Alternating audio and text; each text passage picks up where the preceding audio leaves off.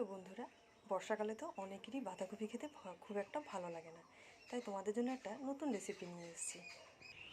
আশা করছি তোমাদের এটা খুব পছন্দ হবে। তো প্রথমে কড়াতে তেল দিয়ে দিলাম, তেলটা গরম হলো, একটু কালো জিরা দিয়ে দেব,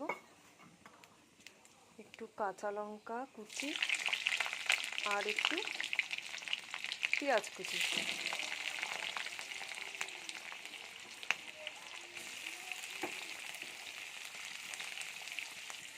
পেঁয়াজটা একটু লাল লাল করে ভেজে নেব। দেখো বন্ধুরা, পেঁয়াজটা লাল লাল ভাজা হয়ে গেছে, এবার আমি বাঁধাকপিগুলো দিয়ে দেবো। পরিমাণ মতো হলুদ, পরিমাণ মতো লবণ, এবার একটু নাড়াচাড়া করে নেব। এখন গ্যাসটা কমিয়ে একটু ঢেকে দেব। পেঁয়াজ দিয়ে বাঁধাকপি ফ্রাই রেডি। আপনারাও টেস্ট করবেন। গরম